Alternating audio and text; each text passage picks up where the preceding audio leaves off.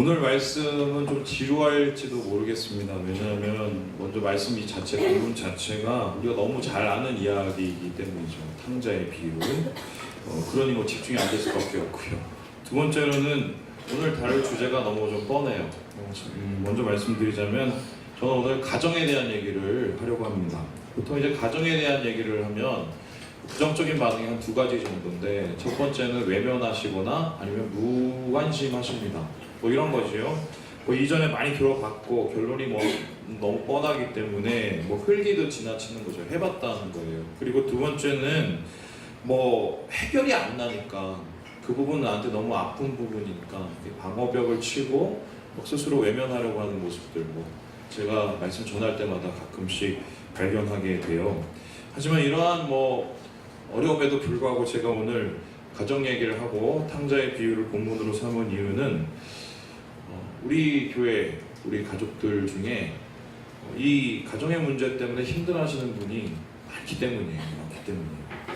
참고로 말씀드리면 저 역시 그런 사람 중에 한 사람이고요. 이미 제가 말씀 속에서 몇 번 소개를 드렸지만 아직도 저에게는 가정은 숙제입니다. 풀지 못한 숙제예요. 어찌 보면 숙제를 하고 있는 학생들이 다른 학생에게 얘기를 하고 가르치는 듯한 이런 우스꽝스러운 모습일지 모르겠는데요. 그래도 생각해보면 그게 나은 것 같아요. 왜냐하면은 최소한 저는 가정 때문에 힘들어하시는 분들이 얼마나 힘들고 왜 힘든지를 압니다. 그리고 그 문제 해결하기 위해서 지난 시간 동안 여러 시행착오를 거듭해왔고요. 또 고민도 많이 했고요. 그래서 오늘 말씀을 통해서 또 우리가 발견하게 되는 사실은 하나님도 이 가정 문제에 대해서는 이 고통을 동참하고 계신다는 거예요. 그래서 이 문제를 하나님도 지금도 해결하려고 노력을 하고 계신다는 거, 여러분 오늘 말씀을 들으면 깨닫게 되실 겁니다. 그래서 저는 오늘 제목을 아버지와 이 두 아들, 한마디로 이 세 남자 이야기로 잡았고, 부 제목을 이렇게 잡았어요. 하나님의 가정 살리기. 하나님의 가정 살리기. 여러분, 그림 하나를 제가 보여드릴 텐데요. 이 다음 그림은 굉장히 유명한 그림 중에 하나입니다. 렘브란트라는 이 네덜란드의 작가가 그린 탕자의 귀향이라는 작품입니다. 여러분, 이 귀향의 작품을 이 렘브란트가 그렸을 때 제가 알기로는 노년이었고요. 아마 이게 마지막 작품으로 제가 알고 있습니다. 그가 특별히 마지막에 혹은 노년에 많은 주제 중에 이 본문의 이야기를 소재로 삼아서 가정에 대한 이야기를 그렸던 이유가 무엇인가?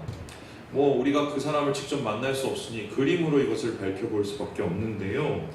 저는 이 그림을 볼 때마다 크게 두 가지가 눈에 들어와요. 첫 번째는 뭐냐면 먼저 이 둘째 아들, 이 탕자의 벗은 저 발이에요. 벗은 발. 한쪽 발은 신발이 벗겨져 있고 한쪽 발은 이제 헐벗어 있습니다. 근데 저 발을 직접적으로 가서 보면요, 상처가 굉장히 많이 나 있어요.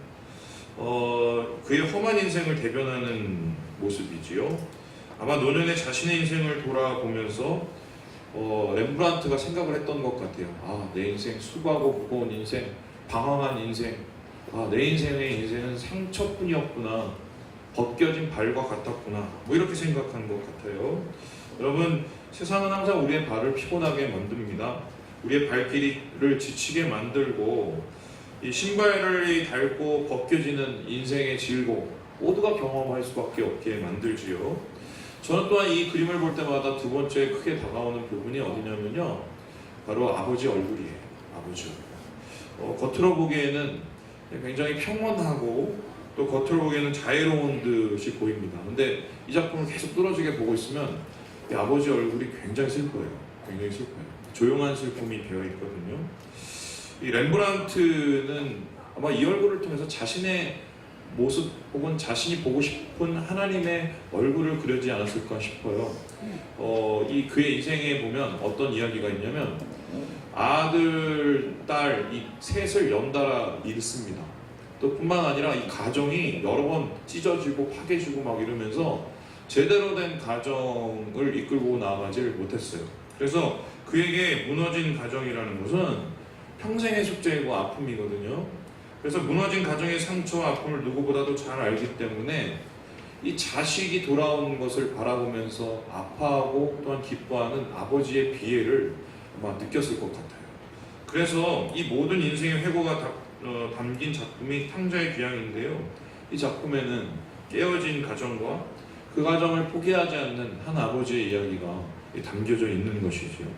이 본문에 살펴보는 이야기가 바로 이 그림에 대한 것입니다. 비유이죠. 비유란 것은 돌려 말하는 것입니다. 직접적으로 말하기 힘드니까 돌려 말하는 것인데, 그렇기 때문에 비유는 두 가지 이야기가 있어요. 겉의 이야기, 그 이야기를 통해서 진짜 하고 싶은 속 이야기, 이렇게 두 개가 있습니다. 이 탕자의 비유의 겉 이야기가 무엇입니까? 한마디로 막대 먹은 둘째 아들, 못돼 먹은 첫째 아들, 그리고 속도 벨도 없는 아버지이죠. 지필 타고 유산 땡겨서 먼저 달라고 철없이 굽니다. 그 자기 목지고 못 날아갔으면 잘 살 것을 거기서 지멋대로 살다가 그지꼴이 돼서 다시 돌아와요. 또 아버지는 그 모습을 바라보면서 눈물을 흘리고 맞이합니다. 근데 그 이야기가 거기서 끝나는 게 아니라 뒤늦게 돌아온 큰아들이 자기 둘째 동생, 이 동생을 바라보면서 그를 반가워하고 잔치를 여는 아버지를 보면서 분노합니다. 그리고 나서 그 관대한 처분에 대해서 정면으로 도전을 하는 하극상을 벌이는 게 이 겉의 이야기이죠. 여러분, 요즘에는 이제 부모한테 대드는 자식을 자주 보게 되지요. 저도 어머니한테 아버지한테 대든 적이 있었을까요, 없었을까요? 어떻게 요즘 많아요. 그런데 지금 이 이야기가 2000년 전 이야기예요. 2000년 전에는 어떤 시대였냐면 아버지의 권위가 최고였었던 때예요. 어느 정도의 수준이냐? 자식이 말을 안 들어서 막 체벌을 하잖아요. 체벌을 하다가 애가 잘못 맞아서 삑 죽을 수도 있어요, 그죠? 그런데 이게 흠이 되지 않던 시대였습니다.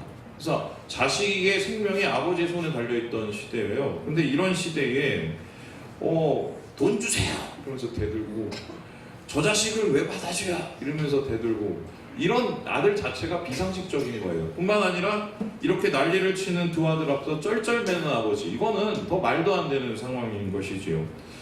그러면 이제 이러한 비정상적인 이야기를 통해서 예수님 무슨 얘기를 정말 하고 싶었을까? 그 속이야기가 무엇일까?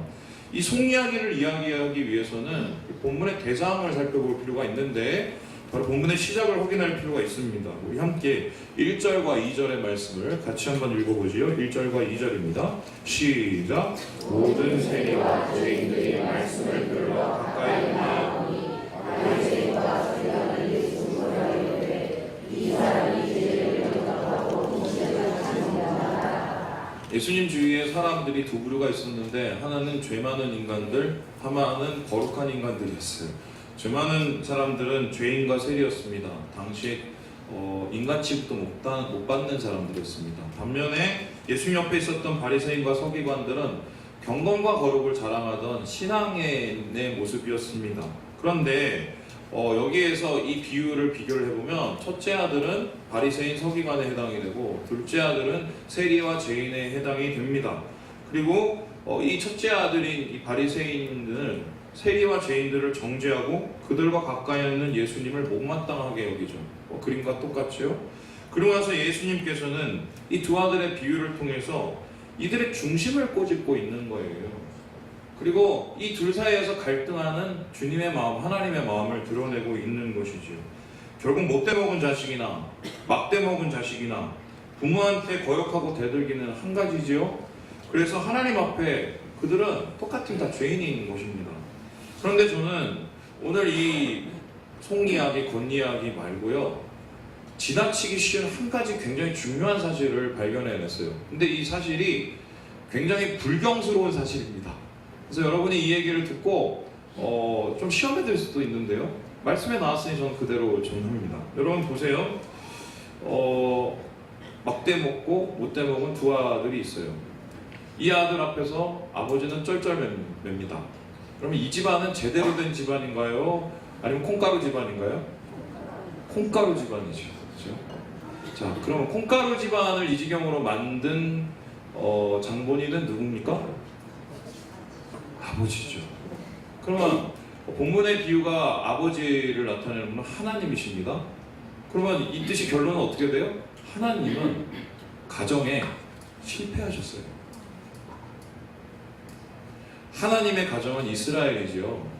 이스라엘에는 신앙을 가진 사람들, 열심히 경건하게 사는 사람들과 또 반면에 그 신앙의 테두리에서 벗어나 있는 죄인들이 있었습니다.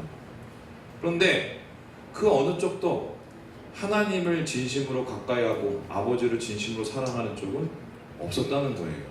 뿐만 아니라 이 세리와 죄인들 또 이 바리새인들 간에 이 대립과 반목이 너무 심해서 이 가정은, 이 하나님의 가정인 이스라엘은 콩가루 집안이었다는 것입니다. 그런 의미에서 하나님은 분명 가정을 실패한 아버지예요. 이 더도 말고 덜도 말고 비위에 등장한 세 남자의 이야기를 한번 보자고요.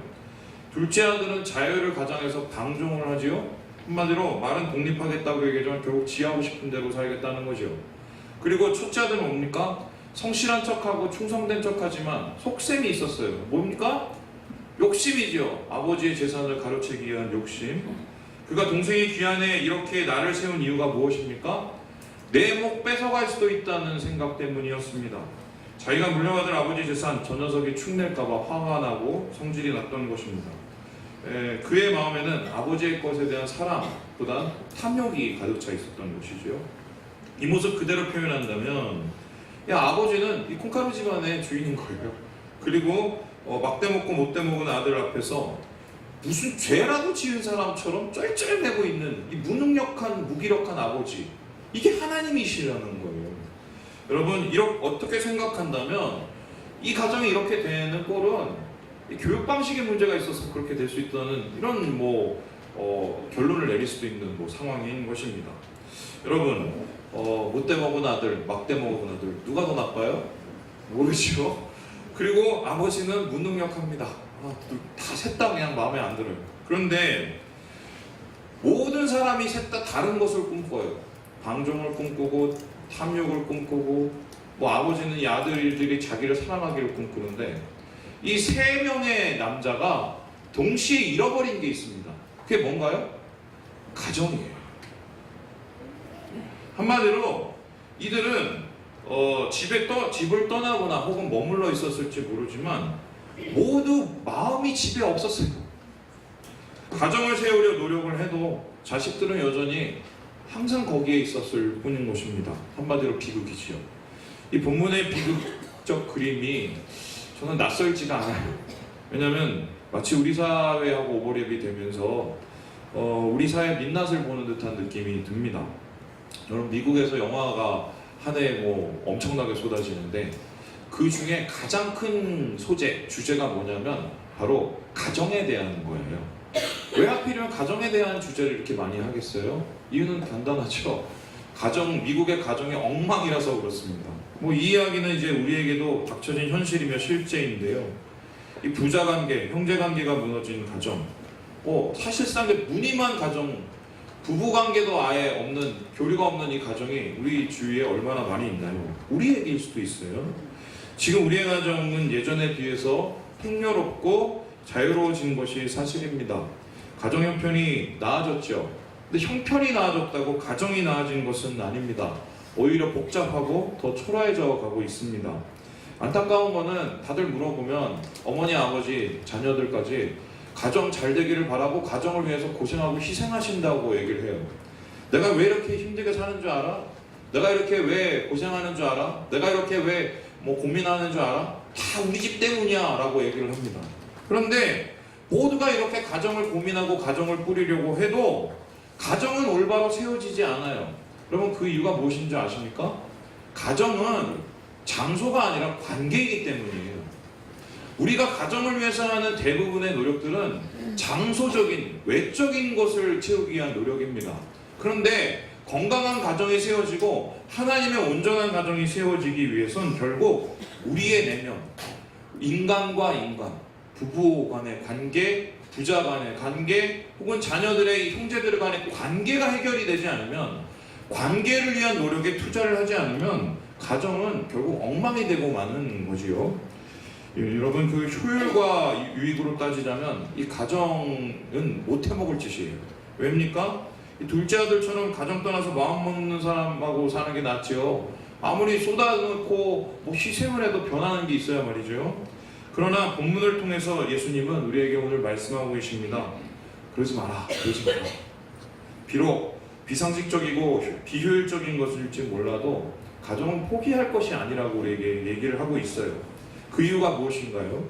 우리 함께 32절의 말씀을 같이 한번 읽어보도록 하겠습니다. 32절 말씀입니다. 시작. 이 내 동생은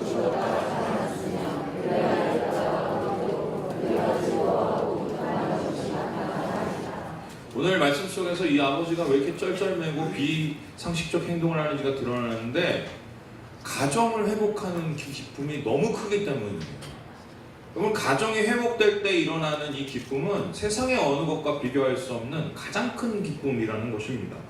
왜입니까? 가정은 곧 나이기 때문이에요.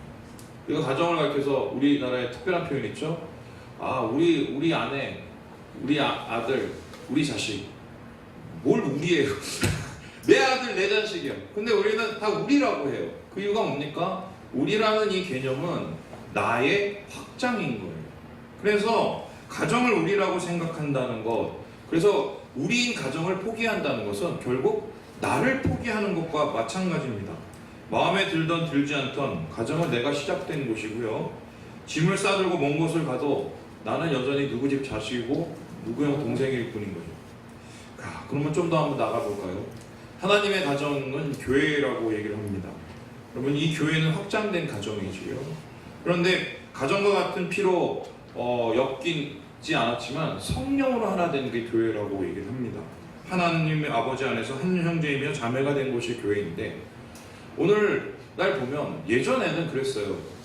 교회가 가정을 돕고 가정을 치유하고 세우는 일이 있었습니다. 그런데 어느새인가 이제는 교회가 가정을 무너뜨리는 일에 일조를 하고 있지 않나 저는 생각을 해요. 여러분, 이 가정으로부터 버림받은 사람들, 상처를 받은 사람들, 교회에 와서 치유받고 다시 돌아가서 회복하려고 몸부림쳤던 우리 기억이 있지요. 그런데 지금 교회는 한마디로 가정성을 잃어가고 있어요. 그래서 조직으로 변해가고 또한 어떤 이 친목단체로 변해가면서 한마디로 진짜 세워야 되는 과정을 도외시하고 있는 것은 아닌지 생각해 보게 됩니다.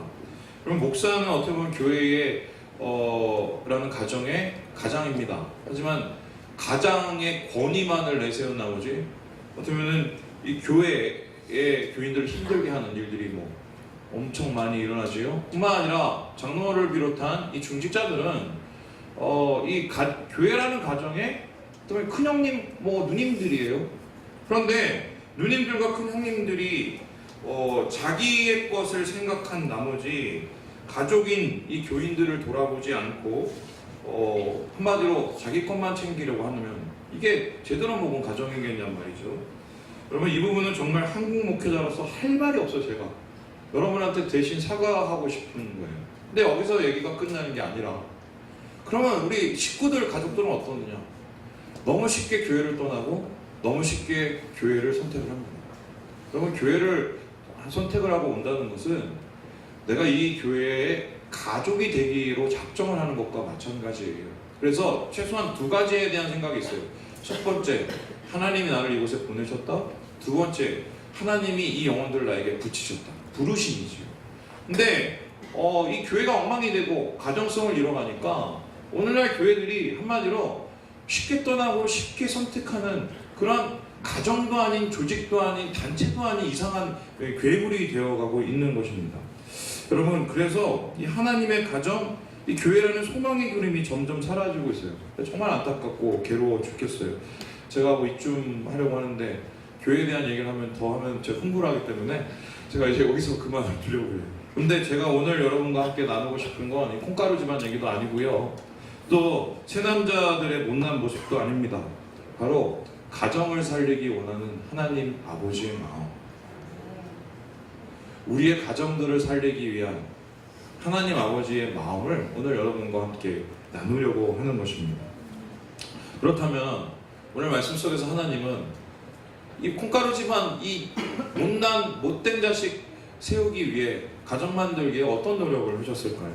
첫 번째로 우리가 알 수 있는 것, 물고기가 되셨어요. 물고기가 되셨어요.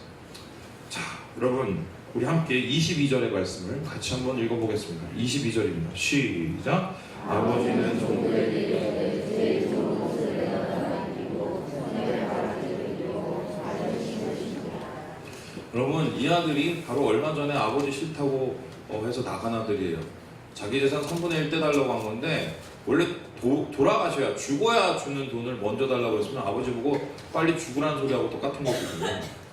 근데 이렇게 갔으면은 돌아왔어요. 아버지한테 뭐 뉘우치고 뭐 잘못했다고 해도 최소한 뭐 말을 해야 될 거 아니냐. 너 다음부터 그러지 마. 너 갈 때 나 얼마나 힘들었는 줄 알아. 너 그딴 식으로 하면 다음에 가만히 안 놔둬. 뭐 이런 식의 경책이나 진책이 있어야 되는데 아무 말도 안 해요. 그리고 어떡하냐. 그냥 말없이 안아주고 뽀뽀해주고 비벼대더니 나중에는 사람들 데리고 와서 씻기고 입히고 잔치를 벌여주네. 이 아버지의, 이 아들에 대한 과거의 상처에 대한 기억은 0이에요. 0. 여러분, 이 모습과 되게 비슷한 동물이 있는데 뭐냐? 바로 이 그림에 나온 것처럼 어항 속의 물고기입니다. 여러분, 한번 생각을 해보세요. 우리가 어느 독방에 갇혀 있거나 어느 이 한계 공간에 갇혀 있을 때 거기서 여러분 그 죽을 때까지 있다고 한번 생각을 해보세요. 버티기 쉽겠어요? 너무 갑갑해서. 그런데 어항 속의 물고기는 잘 버팁니다. 이유가 뭔지 아세요? 이들의 IQ가 2에서 10입니다. 그래서 기억력이 뭐 한 1, 2초도 되지 않아요. 그래서 이들에게는 어떻냐? 한마디로 아까 왔던 곳이 처음 온 곳이에요. 여러분, 하나님의 지능이 물고기의 지능과 비교를 한다는 건 우스운 얘기겠지만, 그죠? 하나님은 일부러 우리의 죄에 대해서, 우리의 잘못에 대해서 물고기가 되기로 작정을 하셨어요. 마음속에 하나님의 분노와 또 하나님의 여러 가지의 감정들을 드러내놓지 않고 그것을 잊기로 작정을 하신 것이에요. 여러분, 죄송한 말씀이지만 여기 우리 가족들이 있는데 제가 지난 세월 돌아보면 평안한 시절이 많았겠어요? 불안한 시절이 많았겠어요? 모르겠어요? 그게 안 돼서 가정을 새로 꾸려서 좀 평안해 보려고, 평안한 가정 만들어 보려고 노력을 했어요. 다 피해자죠. 근데 그것도 안 되더라고요. 그것도 안 되더라고요. 매일 뭐 집구석에서 싸움만 하는 건 아니지만 뭐 해피하우스는 아니에요. 해피홈은 아니에요. 섭섭할 때가 많고요. 근데 가족들한테 다 물어보면 다 섭섭하대요. 근데 섭섭하다가 나중에 외로워지잖아요. 외로움이 극도로 치닫게 되면 괴로워져요. 근데 이게 막 불이 되거든요. 막 이 불이 되면 이거 해결을 못하면 이게 병이 돼요. 근데 제가 지난 시간 동안에 터득한 노하우가 있어요. 이걸 해결하는 방법. 뭐냐? 한 날 괴로움은 그날의 조카다. 한마디로 마음에 두어야 하는 이 생각들과 기억을 그날 다 잊어보려고 노력을 해요. 어떨 때는 혼자 걷다가 막 소리를 막 지르고 하나님 앞에 막 따지고 화를 내고, 죄송한 말씀을 욕을 한 적도 있어요. 근데 최대한 끝에는 어떻게 끝을 맺냐면 하나님, 기억을 씻어주세요. 기억을 씻어주세요. 물고기 머리가 되게 해주세요. 여러분, 가정 살리기 위해서 우리는 때때로 멍청해져요. 왜냐? 은혜만 담기에도 작은 그릇입니다. 우리가 나쁜 기억과 상처를 우리의 마음속에 담아두고 있다면 우리 가정이 건강해질 수 있을까요? 오늘 주님께서는 어떻게 보면 스스로 물고기가 되시면서 속도 벨도 없는 아버지가 되기로 작정을 하셨습니다. 왜요? 이 아들을 살려야 되니까, 가정을 살려야 되니까. 여러분, 주님이 우리를 그렇게 받아주셨어요. 우리 옆 형제, 우리 자매하고 이렇게 얘기합시다. 물고기가 됩시다. 네, 이상한 소리 하죠. 두 번째로 오늘 주님께서 이 가정 살리기 위해서 하신 방법 뭐냐? 십자가를 지신 것입니다. 그것도 그냥 지신 게 아니라 대신 지신 것이지요.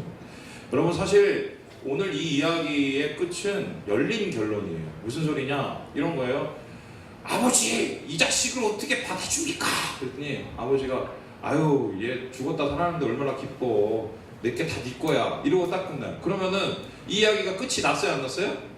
안 났어요. 근데 이야기는 열린 결론인데 뒷이야기가 있어요. 여러분 이 탕자협의 뒷이야기를 들어보신 적 있나요? 오늘 제가 그 결말을 제가 설명해 드립니다. 우리 함께 누가복음 22장 2절에서 5절까지의 말씀을 같이 한번 읽어보죠. 시작! 대제사장들과 서기관들이 예수를 무슨 방법으로 죽일까 궁리하니 이는 그들이 백성을 두려워함이더라. 열둘 중에 이에 유다가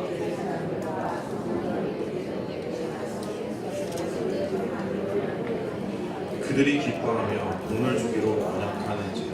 그럼 이 결론이 어떻게 되냐면요, 첫째 아들이 분노를 사귀지 못했어요. 그리고 어떻게 해요? 아버지 하나님을 죽이려고 작정을 한 거예요. 그런데 그냥 죽이려고 작정하는 게 아니라 둘째 아들을 꼬십니다. 야, 내가 너 돈 줄게. 너 일로 와. 그냥 누군지 말만 해주고 열어만 줘. 그리고 아버지를 가리켜서 손을 가리키고 그 아버지를 끌어다가 그 하나님을 끌어다가 십자가에 못 박는 폐륜이죠.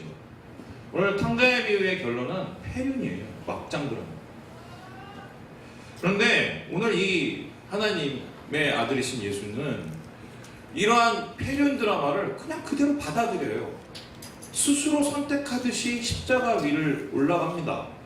그리고 그곳에서 주님은 자신 앞에 있는 첫째 아들과 둘째 아들에게 이렇게 얘기를 하고 있어요. 우리 함께 누가복음 23장 34절의 말씀을 같이 한번 읽어보죠. 시작! 이에 예수께서 이르시되 아버지 저들을 사하여 주옵소서 자기들이 하는 것을. 그러니까 예수님의 십자가는 뭐냐? 한마디로 표현하면 이 나쁜 자식들, 못된 자식들이 다시 돌아올 수 있는 길을 열어주신 용서의 십자가였던 것이죠. 여러분, 용서가 없는 치유는 없어요. 용서하지 않으면 가정은 제대로 세워질 수가 없어요. 하나님도 하나님의 가정을 세우기 위해서 극단적인 방법을 하시는 것인데 자기 목숨을 대신 바침으로 자식들을 용서하셨어요. 목사님, 제가 어떻게 살았는지 몰라서 그래요. 제가 얼마나 많이 상처를 받았는데요. 그 인간이 얼마나 못된 인간인데. 맞죠. 그 마음을 누가 제대로 이해해 주겠어요. 근데 한번 생각을 해보세요. 그 마음과 상처가 여러분의 마음에 남겨있는 한 그것은 항상 지옥인 하루입니다. 그것을 떨쳐내지 못하는 이상 우리에게는 아무 일도 일어나지 않지요. 예수님께서 말씀하셨어요. 나를 따르려거든 자기 십자가를, 자기를 버리고 자기 십자가를 져야 한다. 그것도 매일 져야 된다. 거기서 말하는 십자가는 게 뭐예요? 매일매일 마음속에 있는 이 분노를 씻어내지 못하면요, 분노를 풀어내지 못하면 나도 어느새 누구인가 상처를 주는 못된 괴물이 될지도 모른다는 소리예요. 여러분, 그래서요, 풀어내지 못하면, 떨쳐내지 못하면 아무 일도 일어나지 않습니다. 그 마음과 상처를 품고 산다면 우리 자신 역시 내가 싫어하는 그 누군가가 될 거예요. 교회도 마찬가지예요. 목사님, 그 인간이 어떤 인간인지 아세요? 내가 어떻게 그 사람한테 당했는지 아세요? 저도 한번 얘기를 해볼까요? 근데 하나님 앞에 저는 말합니다. 하나님, 제 못된 마음을 좀 해결해 주세요. 제가 왜 이걸 할까요? 교회를 살리려는 마음이 아니에요. 제가 못 살게 해서 하는 거예요. 그리고 그래야 가정도 살아나고 교회도 살아나요. 여러분, 십자가를 짚시다. 우리 옆형제의 자매 얘기합시다. 십자가를 짚시다. 마지막으로 오늘 하나님이 이 가정을 살리는 방법이 뭐냐? 아침밥 차려주기예요. 아침밥 차려주기. 우리 함께 요한복음 21장 12절 말씀을 같이 한번 읽어보죠. 요한복음 21장 12절 말씀입니다. 시작! 예수께서 이르시되 조반을 먹으라 하시니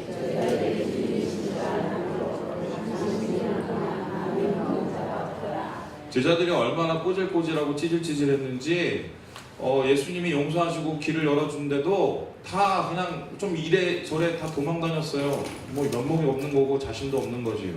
근데 예수님께서 마지막까지 그들을 포기하지 않고 어떻게 했냐? 디베라 바닷가에 갈릴리에서 고기 잡던 그들을 불러놓습니다. 그리고는 뭘 하셨어요? 아침밥 차려주셨어요. 저희 아내가 저랑 결혼하고 나서 6개월 동안 아침밥을 차려줬습니다. 제가 너무 감사해서 미국에서 이제는 그만해도 돼. 그 후로 못 먹고 있어요.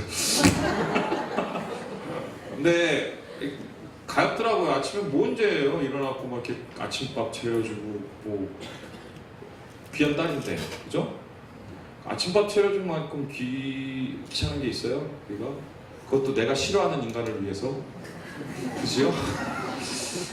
근데 오늘 주님께서는 그러한 친절을 포기하지 않으셨어요. 내가 이렇게 해주면 인간이 돌아오겠지? 기대를 하셨을까요? 아니에요. 그냥 하셨어요. 가정 살리려고. 나중에 예수님이 이 아침밥을 들고 누구를 찾아가셨냐? 담에색 상으로 그리스도인 죽이려 가는 사울을 찾아가셨어요. 그 사울은 누구냐? 한마디로 표현하면 그 첫째 아들이에요. 그 아들을 찾아서 설득하시고 눈을 여시고 그를 용서하시고 이방인의 사도로 세우셨어요. 아침밥을 차리시는 하나님이세요. 여러분, 말씀을 마치려고 합니다. 건강한 가정 되세요. 하나님이 우리의 그 노력을 사랑하십니다. 물고기가 되시고 십자가를 지시고 아침밥을 차려주세요. 주님 안에서 이런 가정 꿈꾸시면서 함께 세워나가는 우리 공동체 가족 되시길 주님의 이름으로 축원합니다. 기도하겠습니다.